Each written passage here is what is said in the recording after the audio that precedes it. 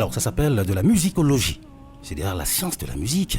C'est un garçon brillantissime. Il s'appelle Blick Bassi. Il a d'ailleurs dit, au Cameroun, il faut établir la réalité des crimes, mais aussi indemniser les victimes.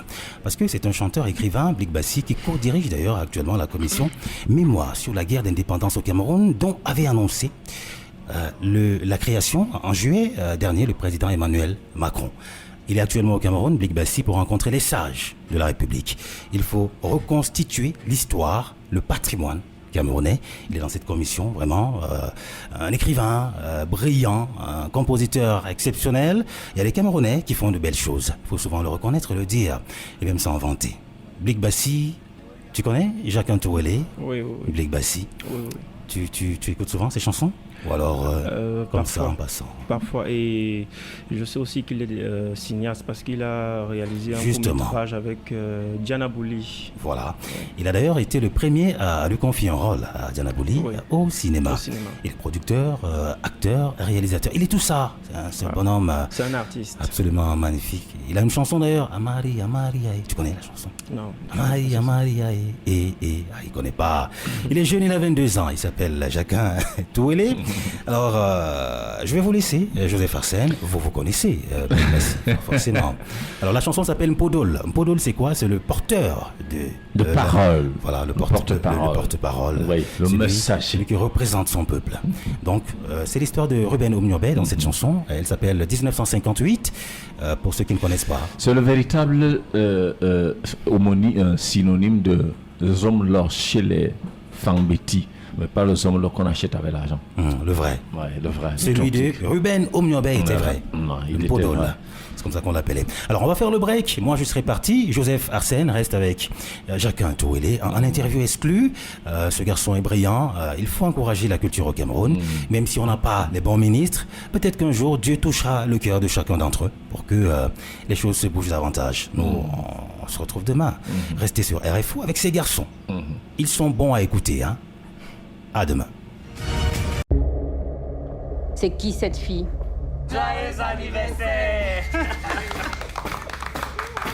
Tu sais ce que les filles d'ici font pour avoir les choses des enfants des riches. Et les filles, il y a une fête à Bastos. Ce sont les gars du collège international qui organisent la fête, la boisson gratuite, les beaux garçons des riches. J'ai quelque chose pour toi. C'est trop. Je ne veux pas qu'un homme offre quelque chose à mon enfant. Tu fais alors comment quand tu ne peux pas offrir à ton enfant ce dont elle a besoin? Mes amis disent que sortir avec un enfant de riche, c'est une mauvaise idée.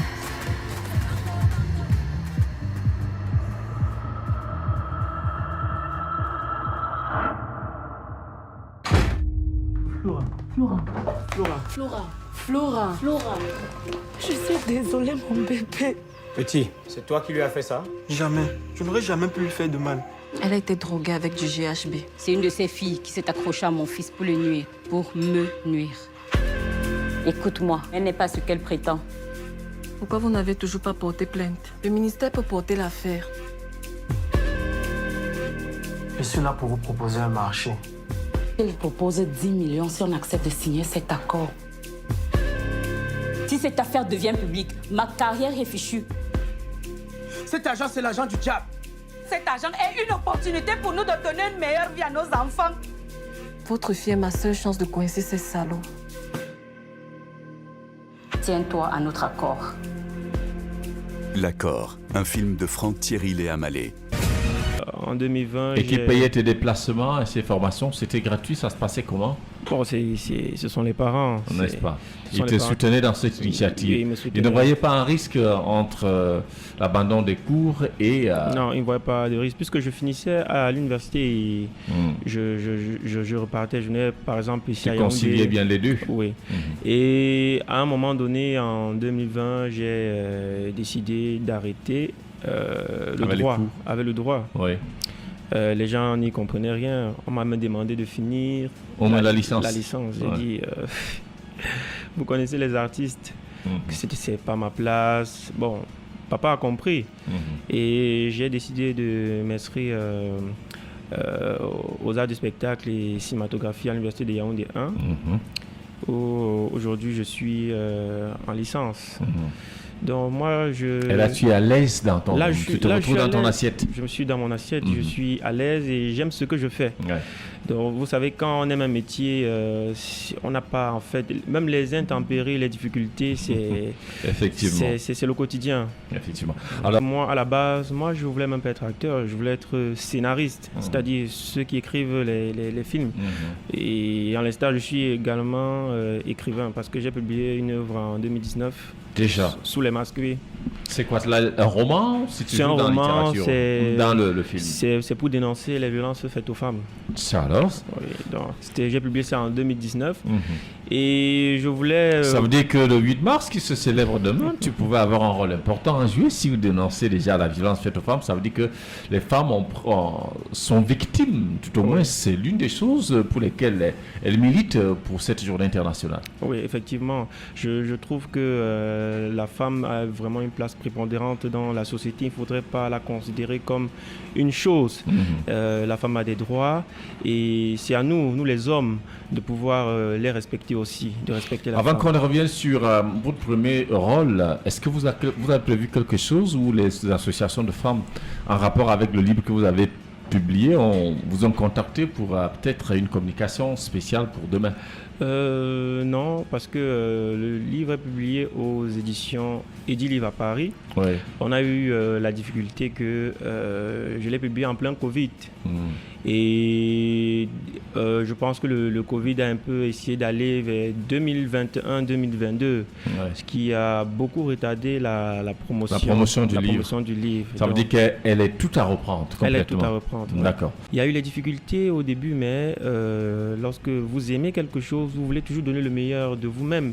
Donc le début a été très difficile pendant les répétitions, mais arrivé au tournage, ça coulait de source parce qu'on avait eu le temps de bien préparer le personnage. Et le film est sorti et il est projeté. Aujourd'hui, on le diffuse. Vous avez, avant qu'il commence à passer sur les chaînes télévision, dans les différents festivals... Parce que je me disais que c'était pas encore le moment et que je n'aurais pas peut-être l'aptitude d'interpréter un rôle. Et lorsque j'étais au festival à Bafoussam, j'ai été contacté par l'entremise d'une amie qui était dans l'équipe et qui m'informait de la difficulté à trouver le personnage de Cédric Koum. Et ils m'ont fait venir à Yaoundé, j'ai fait un aller-retour, je suis venu passer le casting en bonne et due forme. Et lorsque je rentrais sur Yaoundé après mon séjour à Bafoussam, j'ai été contacté et on m'a fait comprendre que j'avais eu le rôle. Bon, moi je me disais que c'était un rôle secondaire, là où je devais par exemple donner peut-être 3 répliques, 4 répliques. Et le jour qu'on a fait la première lecture avec tous les acteurs, les Vanessa Ambassa, les Thérèse Ngono, je me rends compte qu'on me demande de lire le personnage Cédric Koum. Et je lis, ça ne finit pas. Je lis, ça ne finit pas. Mais à la fin de la lecture, j'ai compris à ce moment que j'avais un rôle assez important dans la production. Et à la fin de la lecture, le réalisateur a été émerveillé parce que d'après ce que son équipe me dit, c'est que lorsque je lisais, j'entrais déjà dans le personnage. Donc, c'est comme ça que je me suis retrouvé. Alors, le génie avait donc eu l'occasion là. Un peu combien est-ce qu'on peut vous donner en fonction du nombre de minutes de passage à l'écran. D'accord. Alors, après Accord, vous avez joué dans d'autres films?